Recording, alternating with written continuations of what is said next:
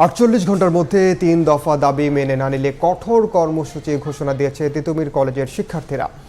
সোমবার মহাখালীতে সংবাদ সম্মেলনে তিতুমির ঐক্য কমিটির পক্ষ থেকে জানানো হয়, বিশ্ববিদ্যালয় গঠনের সম্ভাব্যতা যাচাইয়ের কমিটি গঠনের আশ্বাস দেওয়া হলেও তা এখনও বাস্তবায়িত হয়নি।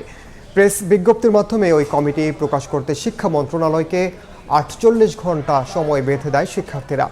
কমিটি গঠনের পর ৩ কর্মদিবসের মধ্যে সরেজমিনে কলেজ পরিদর্শন ও ১৫ দিনের মধ্যে বিস্তারিত রিপোর্ট দেওয়ার দাবিও জানায় তিতুমিরের শিক্ষার্থীরা।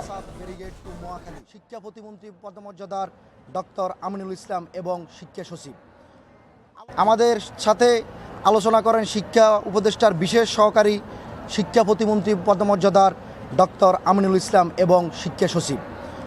আলোচনার পর মন্ত্রণালয় আমাদের দাবির যৌক্তিকতা বুঝতে পারেন এবং তিতুমির বিশ্ববিদ্যালয় গঠনের একটি শক্তিশালী কমিটি গঠনের সিদ্ধান্ত নেন। আগামী ৪৮ ঘন্টার মধ্যে তিতুমির বিশ্ববিদ্যালয় সম্ভাব্যতা যাচাইয়ের কমিটির বিষয়ে আমাদের এই ৩ দফা দাবি মেনে নেওয়া না হলে আমাদের পরবর্তী কর্মসূচির দিকে ধাবিত হতে বাধ্য হব।